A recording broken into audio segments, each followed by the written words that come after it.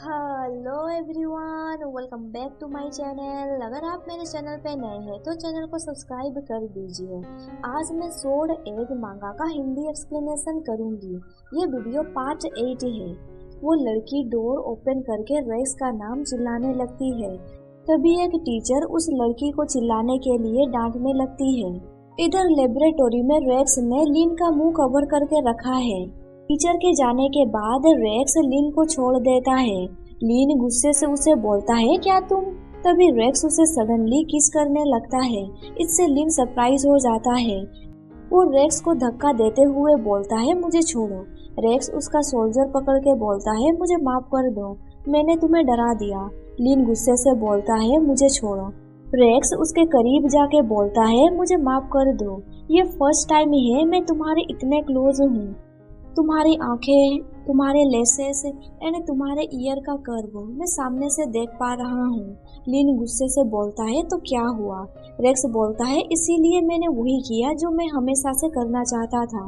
ये सुन के लिन उसे स्टेयर करने लगता है। रेक्स बोलता है, मैं तुमसे पहली बार गोसेन में नहीं मिल रहा हूँ।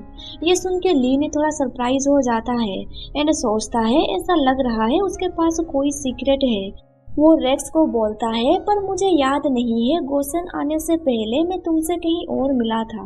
रेक्स बोलता है, तब मुझे वाशिंगटन आए हुए ज्यादा समय नहीं हुआ था। मैंने जब फेंसिंग क्लब में एंटर किया था तब तुम्हारा मैच चल रहा था। तुम्हारा पोज ब्यूटीफुल एंड फ्लेक्सिबल था। तब मैं बैटल के एंड में फेस देखने के लिए बेताब था। तुमने अपना मास्क हटाया एंड गहरी सांस लिया। तुम्हारा स्माइल देख के ऐसा लग रहा है कि विनिंग तुम्हारे लिए इम्पोर्टेंट नहीं है। लिन पूछता है, पर मैं जब गोसेन आया तुमने मेरे साथ फ्रेंडली बिहेव नहीं किया था। रेक्स बोलता है, शायद ये इसीलिए हुआ क्योंकि मैं बहुत ज्यादा हैप्पी एंड एक्साइटेड था। लिन बोलता है, मुझे लगा तुम क्रिस को लाइक करते हो। रेक्स बोलता है, तुम्हें ऐसे क्रेजी थॉट कैसे आ सकते हैं? लिन अपने सर पे हाथ रखते हुए बोलता है, तुम हमेशा उसे प्रोवोक करते हो ट्रबल पैदा करके। साथ ही पान ने मुझे बताया था कि तुम लड़कों को लड़कियों से ज्यादा पसंद करते हो। उसने मुझे ये भी कहा था कि क्रिस को केयरफुल रहने के लिए बोलना, इसीलिए मुझे लगा कि तुम क्रिस को लाइक करते हो। रेक्स बोलता है, मुझे हेट लगता है जब वो सबसे दूर रहता है, पर वो तुमसे हमेशा करीब रहता है। रेक्स लिन की तरफ देखते हुए बोलता है, मैं तुम्हें लाइक करता हूँ एंड ये सच बात है। लिन आई कांटेक्ट अवॉइड करते हुए बोलता है, सॉरी, एंड सोचने लगता है मैं जेनी को अवॉइड कर लूंगा।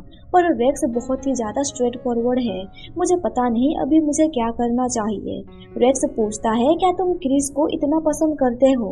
लिन उससे आई कांटेक्ट करते हुए बोलता है, तुम जितना सोच रहे हो उससे भी ज्यादा।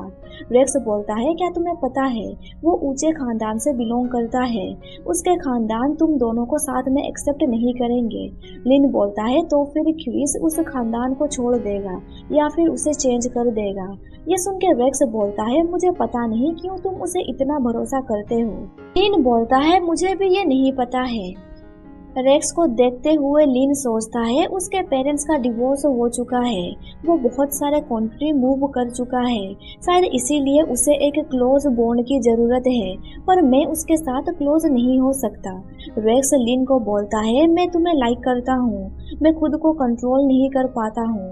लिन बोलता है, तुम्हारा फेंसिंग स्किल बहुत अच्छा है। उसे फाइट करके अगर मैं एक पॉइंट भी गेन कर लेता हूँ तो मुझे खुशी लगता है। बिलीव करने के लिए रेक्स उसे थैंक यू बोलता है।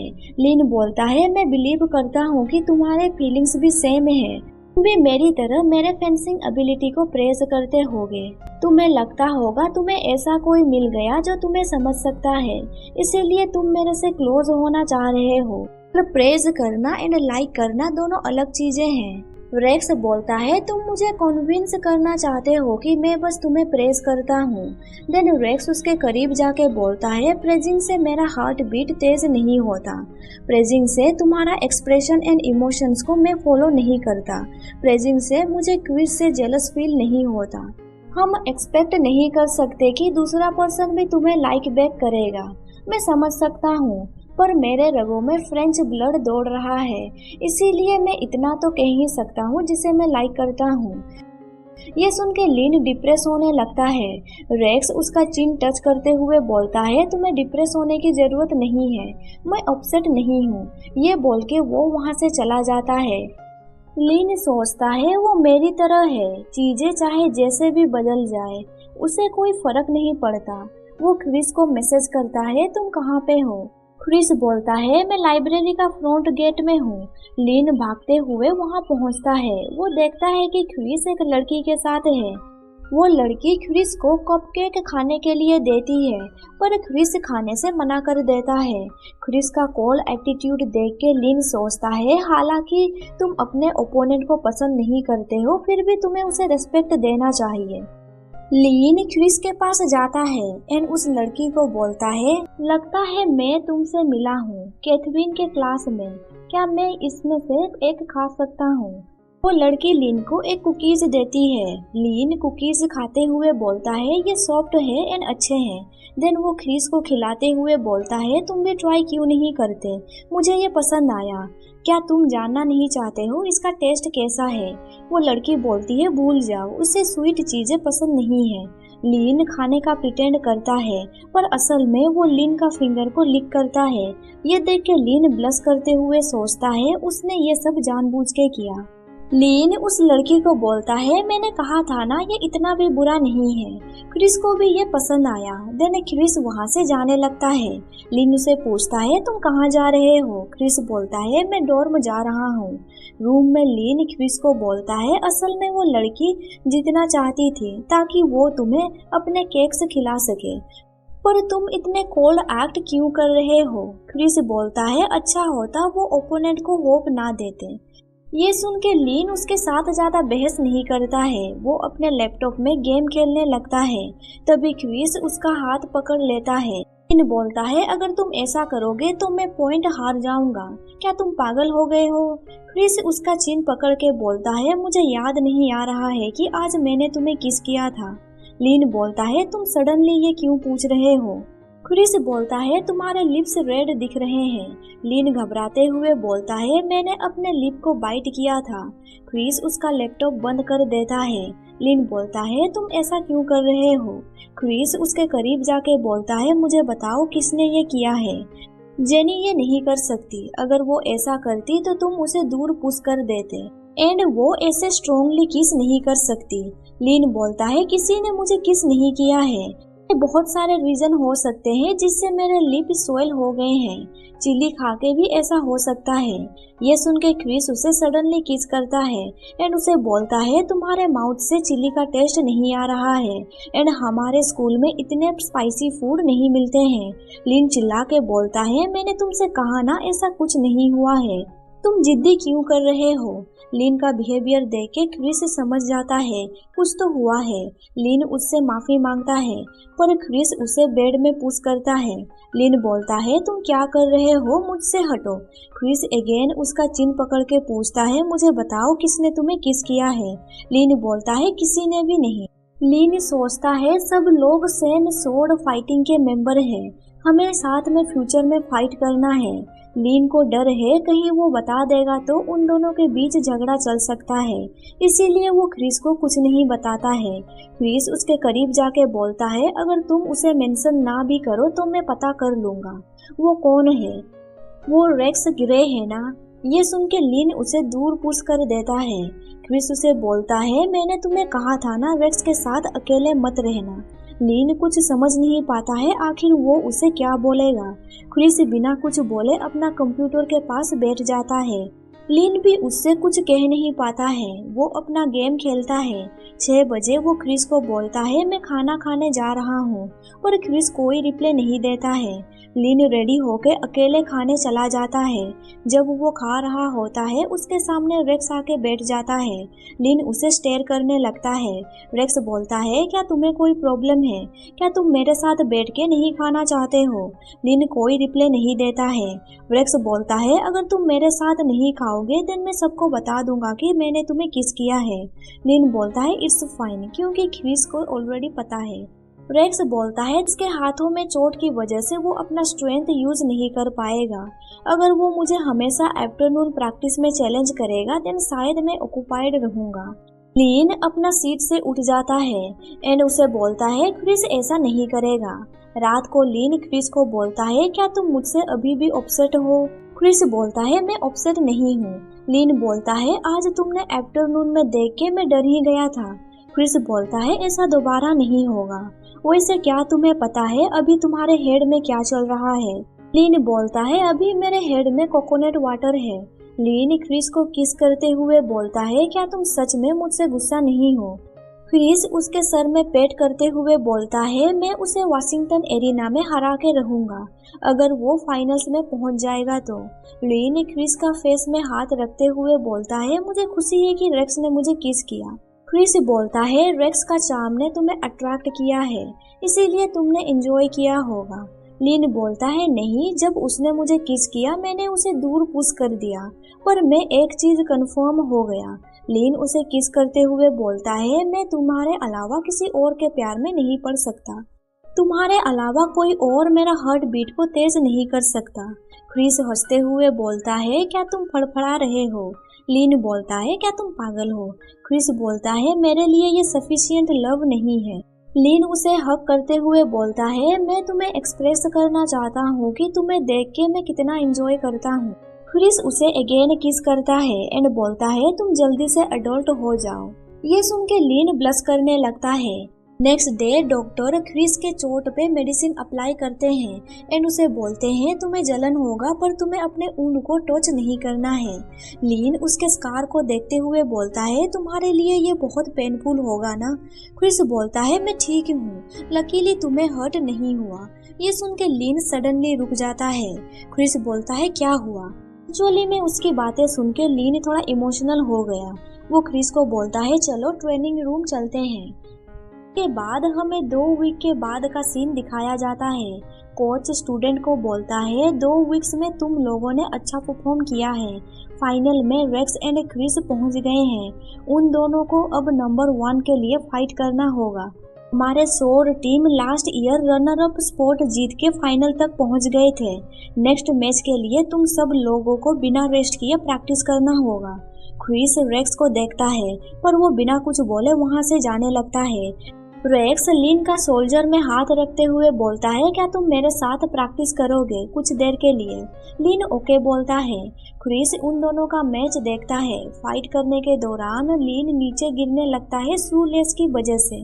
तभी रेक्स उसे पकड़ लेता है। लीन उसे इसके लिए थैंक यू बोलता है। कोच बोलते हैं मैच ओवर हो गया, लीन 1 पॉइंट से जीत गया। मैच देख के ईवी लीन को बोलता है मुझे ऐसा फील हो रहा है तुम और भी ज्यादा पावरफुल हो रहे हो। देन क्रिस उसे बोलता है अब तुम्हें मुझसे फाइट करना होगा। लीन ओके बोलता है। क्रिस बोलता है तुम्हें अपने शू लेस बांधने चाहिए। देन दोनों के बीच प्रैक्टिस मैच स्टार्ट होता है। लीन सोचता है लगता है वो खुश नहीं है क्योंकि मैंने रेक्स के साथ मैच खेला। क्रिस उस पे तेजी से अटैक करता है एंड उसे कंसंट्रेट रहने के लिए बोलता है। मैच के एंड में ईवी बोलता है क्रिस का अटैक बहुत पावरफुल है। पान बोलता है लीन 2 पॉइंट से क्रिस से हार गया। क्रिस के साथ फाइट करके लीन बहुत ही ज्यादा थक जाता है। तभी फेंसिंग क्लब में एलिजाबेथ आती है। एलिजाबेथ बोलती है मैंने तुम्हें ढूंढ ही लिया क्रिस। उसे देख के क्रिस कोल्ड फेस बनाते हुए बोलता है क्या तुम्हें पता नहीं है ट्रेनर्स यहाँ पे शू पहन के आते हैं, तुम्हारा हाई हील्स से फ्लोर पे स्क्रैच लग जाएगा। एलिजाबेथ बोलती है मैं बस तुमसे मिलने आई थी, क्या तुम मुझसे जेंटली बात नहीं कर सकते? क्रिस बोलता है तुम मेरे लिए रिलेटेड पर्सन नहीं हो, अभी सोशल एक्टिविटी चल रहा है, किसने तुम्हें अंदर आने दिया? सुन के एलिजाबेथ इरिटेट हो जाती है। क्रिस बोलता है तुम्हें अपने हील्स उतार देने चाहिए या फिर तुम चाहती हो कि कोई तुम्हें कैरी करके यहाँ से ले जाए। ये सुन के एलिजाबेथ गुस्सा हो जाती है।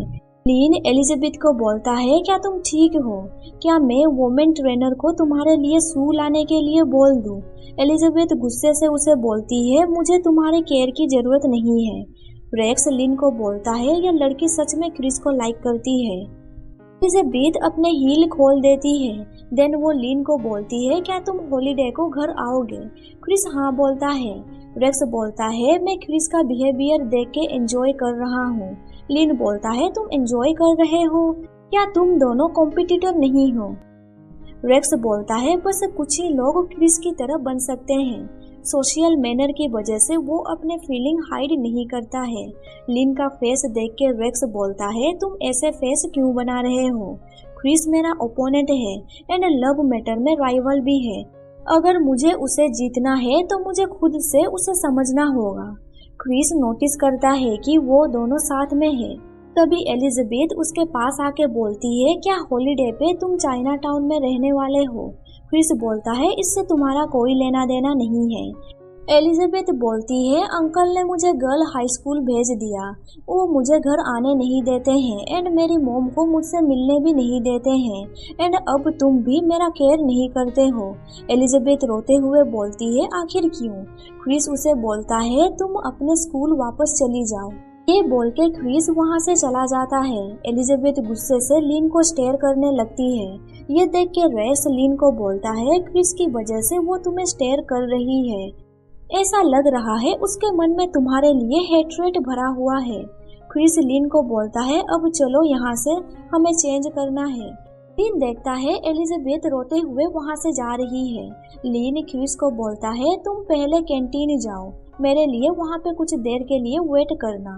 लिन एलिजाबेथ का सैंडल पकड़ के उसके पीछे भागता है एंड उसे बोलता है मुझे बिलीव है कि मिस्टर ऑसबर्न ने तुम्हें गर्ल हाई स्कूल भेजा ताकि वहाँ पे तुम्हें बेटर एजुकेशन मिलेगा। एलिजाबेथ बोलती है तुम्हारे लिए क्रिस ने बहुत कुछ किया है जो कि कोई नॉर्मल पर्सन नहीं करेगा। क्या तुम्हें पता है मैं तुम्हें कितना हेट करती हूँ? ये सुन के लिन सरप्राइज हो जाता है एंड सैड होके बोलता है हाँ मुझे पता है।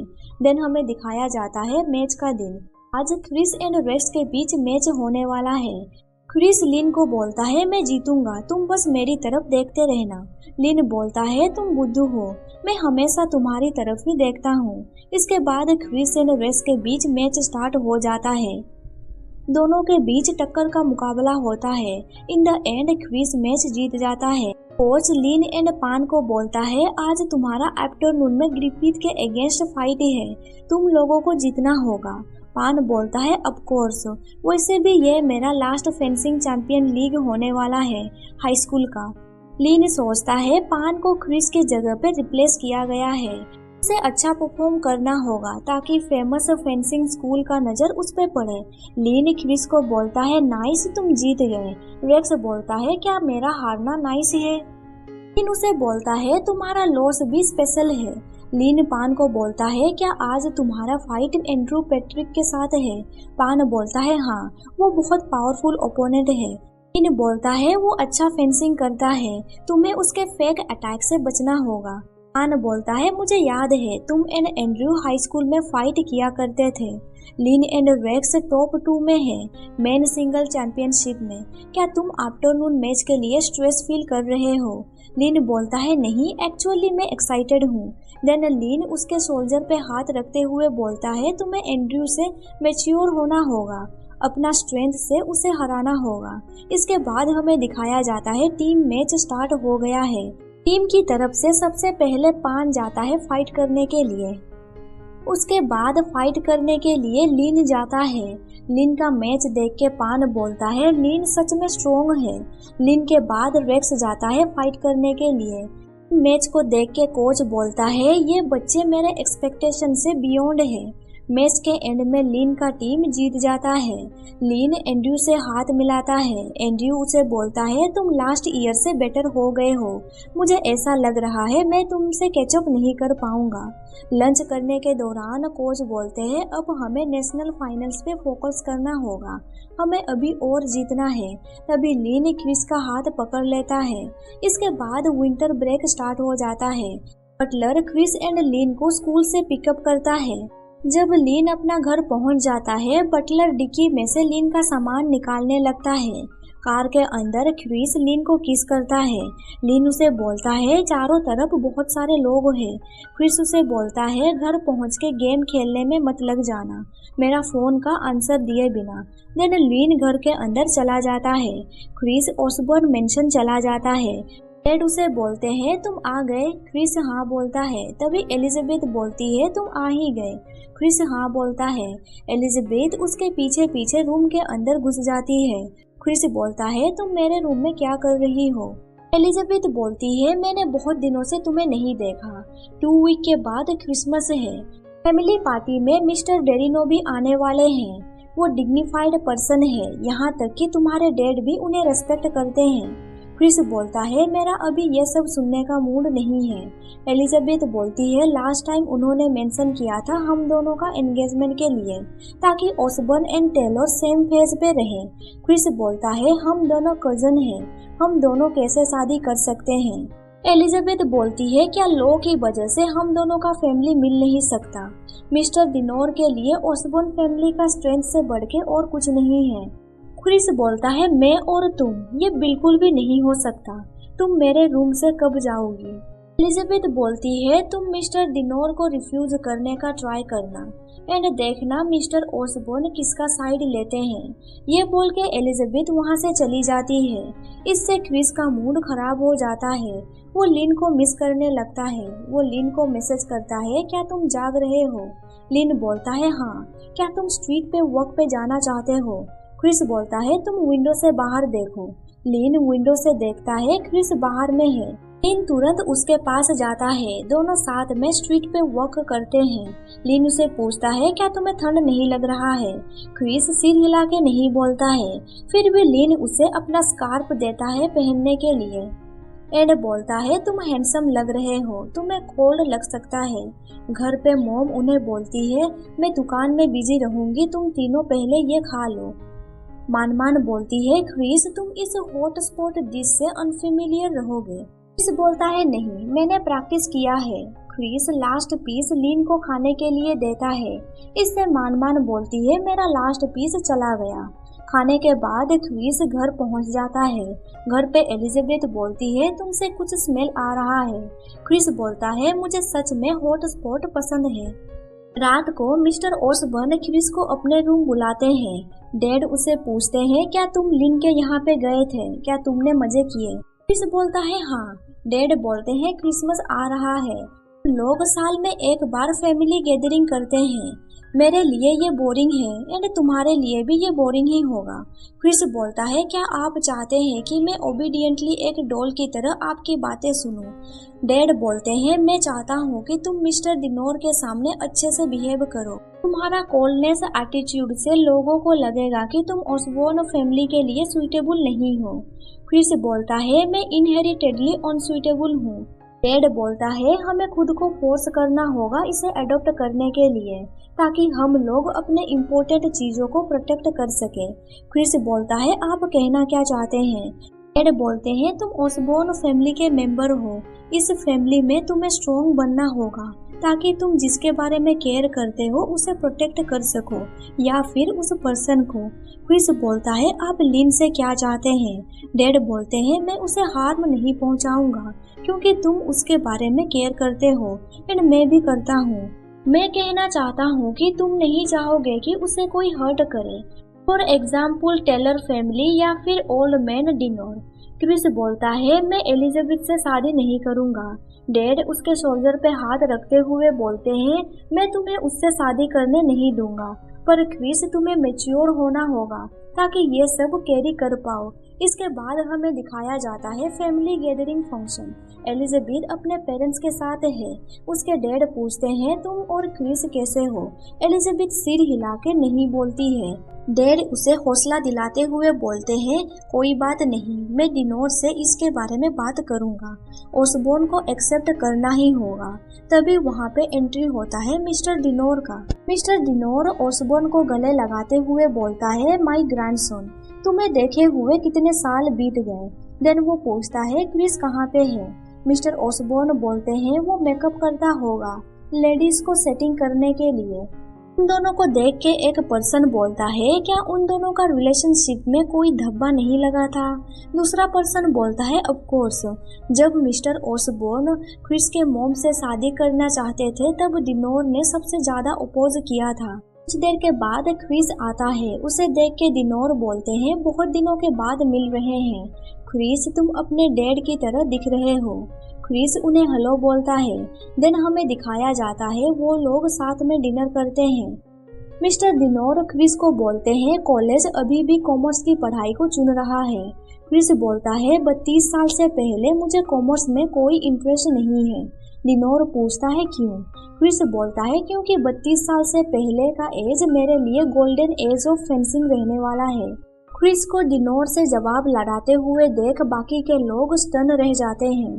दिनोर क्लैप करते हुए बोलता है अच्छा है, अपना ओपिनियन के बारे में जानना। डैड तुम क्या करना चाहते हो इसके बारे में जानना अच्छी बात है। डैड बोलते हैं जब क्रिस 32 साल का हो जाएगा मैं तब 60 साल तक हो जाऊंगा, इसीलिए आपको इतनी जल्दी मेरा पीछा करने की जरूरत नहीं है। ये सुन के दिनोर हंसने लगता है। देन हमें दिखाया जाता है मिस्टर ऑसबॉर्न दिनोर के साथ चाय पी रहे हैं। दिनोर बोलता है चलो क्रिस एंड एलिजाबेथ का शादी करवा देते हैं। मिस्टर ऑसबॉर्न बोलते हैं मैं एलिजाबेथ को क्रिस के साथ नहीं देखना चाहता हूँ। दिनोर इसका रीजन पूछता है। मिस्टर ऑसबॉर्न बोलते हैं मेरा इरादा किसी अत्यधिक महत्व आकांक्षा वाले व्यक्ति के सामने ऑसबॉर्न फैमिली को उजागर करना नहीं है। बस 16 साल का है, हम उसके लिए बेटर ढूंढ सकते हैं। दिनोर बोलता है तुम सही बोल रहे हो, क्रिस का नेक्स्ट पोजीशन खाली है जिससे बाकी के लोग में फाइट हो सकता है। मैं टेलर को इसके लिए लटका के रखूंगा। इधर एलिजाबेथ को डैड बोलते हैं तुम्हें केयरफुल रहना होगा। दिनोर ने स्पेसिफाई नहीं किया है कि तुम क्रिस की फियांसे हो। एलिजाबेथ बोलती है मुझे पता है। एलिजाबेथ हार मारने वालों में से नहीं है। वो क्रिस को देखते हुए सोचती है तुम डेफिनेटली मेरे होगे।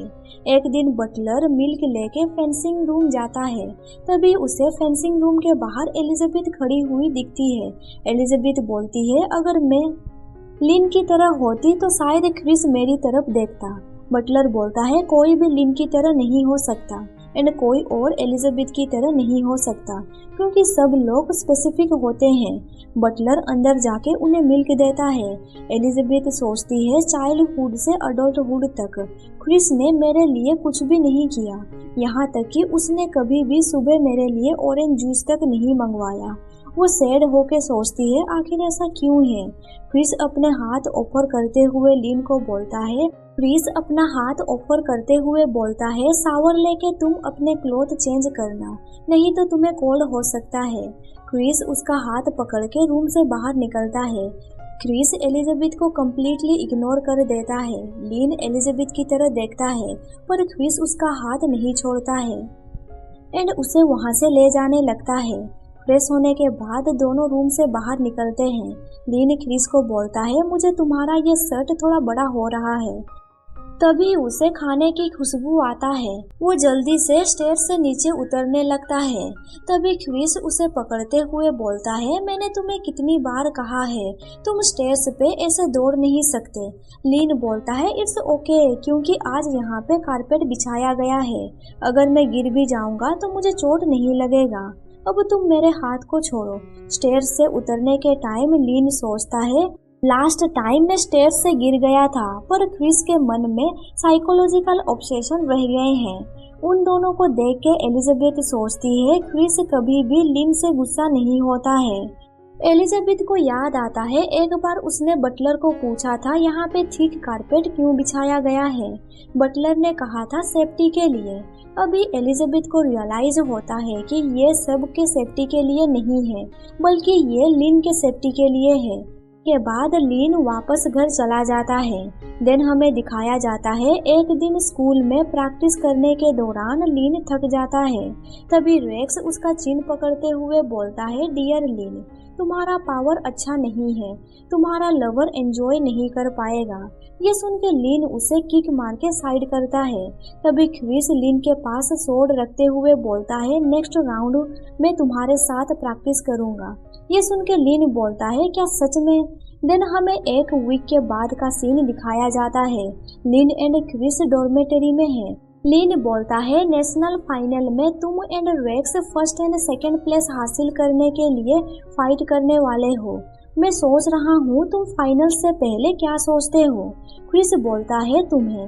लिन बोलता है तुम मेरे बारे में सोचते हो पर मैं तुम्हारा ओपोनेंट नहीं हूँ। क्रिस स्माइल करते हुए बोलता है क्योंकि तुम डेफिनेटली मुझे देखोगे। ये सुन के लीन मुंह फुला देता है एंड बोलता है तुम बस सेल्फ लव के बारे में सोच रहे हो। देन हमें मैच वाला दिन दिखाया जाता है। उस दिन रेक्स क्रिस को लॉकर रूम में बोलता है अगर मैं जीतूंगा तो क्या तुम मेरा एक रिक्वेस्ट पूरा कर सकते हो। लीन बोलता है मैं तुम दोनों को वार्न कर रहा हूँ, मुझ पे दाव मत लगाना। रेक्स बोलता है तुम रिलैक्स रहो, ये मेरे और क्रिस का बीच में है, तुम्हें कुछ करने की जरूरत नहीं है। क्रिस बोलता है मुझे तुम्हारा रिक्वेस्ट के बारे में बताओ। रेक्स बोलता है मेरा रिक्वेस्ट बस सिंपल सा है, अगर मैं जीतूंगा तो तुम्हें 1 वीक के लिए मेरे साथ डॉर्म एक्सचेंज करना होगा एंड लीन को मेरे साथ 1 वीक रहना होगा। क्रिस बोलता है अगर मैं जीत गया तो प्रैक्टिस एंड कंपटीशन को छोड़ के तुम बाकी टाइम लीन की तरफ नहीं देखोगे। लीन बोलता है क्या तुम दोनों बच्चों की तरह एक्ट करना बंद करोगे। दोनों साथ में बोलते हैं बिल्कुल नहीं। बेचारा लीन उन दोनों के बीच में फंस गया है। दोनों के बीच मैच स्टार्ट होता है। उन दोनों का मैच देख के कैथरीन बोलती है मुझे ऐसा क्यों लग रहा है वो दोनों एक दूसरे को मार सकते हैं, वो दोनों रुक ही नहीं रहे हैं। पान बोलता है मैं रेक्स को सालों से जानता हूँ, मैंने उसे अपना फुल स्ट्रेंथ यूज करते हुए कभी नहीं देखा है। सेकेंड राउंड में दोनों के बीच ड्रॉ हो जाता है। लीन सोचता है अगर क्रिस अपना अटैक रिदम को एडजस्ट करेगा तो वो रेक्स से जीत सकता है। सेकेंड राउंड स्टार्ट हो जाता है। दोनों के बीच इंटेंस फाइट चलता रहता है। कैथरीन लीन को पूछती है आखिर कौन जीतेगा। इन द एंड रेफरी अनाउंस करता है क्रिस ने रेक्स को हरा दिया 1 पॉइंट से। ये सुन के लीन चैन की सांस लेता है। रेक्स से हाथ मिलाते हुए क्रिस बोलता है तुम्हें अपना प्रॉमिस याद है ना। रेक्स बोलता है मैं तुम्हारा काइंडनेस को नहीं भूलूंगा। क्रिस लॉकर रूम जाता है। उसे देख के लीन उसे हक करने के लिए आगे बढ़ता है। क्रिस उसके करीब जाने लगता है। देख के लीन अपना माउथ तुरंत कवर कर देता है और बोलता है क्या तुम्हारे हेड में कोकोनट वाटर भरा हुआ है। क्रिस उसे दूसरी तरफ ले जाता है एंड बोलता है यहाँ पे तुम्हारा क्या ख्याल है। देन वो लीन को किस करता है। इसके बाद हमें 2 साल के बाद का सीन दिखाया जाता है। लीन अपना बैग पैक कर रहा होता है। मोम बोलती है मैं थोड़ी परेशान हूँ, तुम पढ़ने के लिए न्यूयॉर्क यूनिवर्सिटी जा रहे हो। तभी क्रिस आके बोलता है क्या तुम रेडी हो गए, मैं तुम्हारा सामान लेने आया हूँ। देन वो दोनों साथ में बाहर निकलते हैं। अब वो दोनों मैच्योर दिख रहे हैं। लीन अपनी मोम को गुड बाय बोलता है। मोम सोचती है लकीली क्रिस उसके साथ जा रहा है। इसके बाद हमें दिखाया जाता है दोनों न्यूयॉर्क यूनिवर्सिटी के डॉर्मेटरी में है। लीन बोलता है हम दोनों को अगेन सेम डॉर्मेटरी मिला है। क्रिस उसका चिन पकड़ के बोलता है कल तुम अडल्ट हो जाओगे। तभी क्रिस का फोन बजने लगता है। क्रिस उसे बोलता है मुझे कुछ अटेंड करना है, तुम मेरा आने का वेट करना। ये बोल के क्रिस वहाँ से चला जाता है। लीन को याद आता है एक बार क्रिस ने उसे बोला था लीन तुम कब कम्प्लीटली मेरे होगे। तब लीन ने उसे कहा था एटलीस्ट मेरा अडल्ट होने तक का वेट करो। रात को मिस्टर ऑसबॉर्न लीन को कॉल करके हैप्पी बर्थडे विश करते हैं एंड बोलते हैं घर में सेलिब्रेट करने के लिए। लीन बोलता है घर में सेलिब्रेट करने की जरूरत नहीं है, मैं सिंपली अपने स्कूल में सेलिब्रेट कर लूँगा। कॉल काटने के बाद लीन बोलता है मुझे बाहर जाके कैंपस को देखना चाहिए। वॉक करने के दौरान लीन सोचता है जब मैं क्रिस के साथ कॉलेज में था तब मैं रिबर्थ हुआ था। लीन एक बार पे जाके ड्रिंक करता है। तभी एक पर्सन को देख के लीन बोलता है केंट क्या ये तुम हो। केंट बोलता है क्या तुम मुझे जानते हो। क्रिस सोचता है ये वही लड़का है जिसके साथ मैं पास्ट लाइफ में ड्रिंक करने गया था। देन उसने मुझे एक लड़की के साथ मिलवाया था पर बाद में क्रिस ने मुझे पकड़ लिया था। लीन को याद आता है उस दिन वो ड्रंक हो गया था, इसीलिए उस लड़की ने उसे अपने साथ घर चलने के लिए कहा था पर सही टाइम पे क्रिस आके उसे वहां से ले गया था। एंड नेक्स्ट मॉर्निंग लीन को कुछ याद नहीं था। वो खुद को मिरर में देखते हुए बोलता है क्रिस तुमने मेरे माउथ को क्या किया है, क्या तुमने मुझे हिट किया है। क्रिस बोलता है मैंने बस रिवार्ड मांगा था तुम्हें घर वापस लाने के लिए। ये सब सोच के प्रेजेंट में लीन स्माइल करते हुए सोचता है मैं भी कितना बुद्धू था। लीन केंटा को बोलता है हम दोनों एक दूसरे को नहीं जानते हैं, इसीलिए मैं पहले जा रहा हूँ। लिन उस जगह से बाहर निकलता है। बाहर वो क्रिस को देखता है एंड उसे बोलता है, क्या तुमने मेरा बर्थडे प्रेजेंट प्रिपेयर कर लिया? क्रिस बोलता है, मैं खुद को तुम्हें सौंपता हूँ। ये सुन के लिन ब्लश करने लगता है। क्रिस उसे हग करते हुए बोलता है, मैंने हम दोनों के लिए होम प्रिपेयर किया है। मैंने 6 साल वेट किया इस दिन के लिए। लिन बोलता है, 6 साल? मतलब तुम 12 साल की उम्र से ही ये सब करने का सोच रहे थे? देन दोनों के बीच में वही होता है जिसके लिए क्रिस ने 6 साल वेट किया था। क्रिस लिन को बोलता है, मैं बेट लगा सकता हूँ। लाइफ जितनी बार रिपीट होगा मैं पहले तुम्हारे प्यार में पड़ूंगा। ये सुन के लिन सोचता है, स्टूपिड, तुम्हें बोलना चाहिए था कि हम दोनों जितनी बार लाइफ अगेन स्टार्ट करेंगे हमें हमेशा मिलना होगा, तभी जाके मैं तुम्हारे प्यार में पड़ूंगा। यहाँ पे चैप्टर खत्म हो जाता है। इस मेंगा का स्टाटस ऑनगोइंग है। इसका लास्ट चैप्टर 1 साल पहले रिलीज हुआ था, इसीलिए मैं श्योर नहीं हूँ इसका आगे का चैप्टर आएगा या नहीं।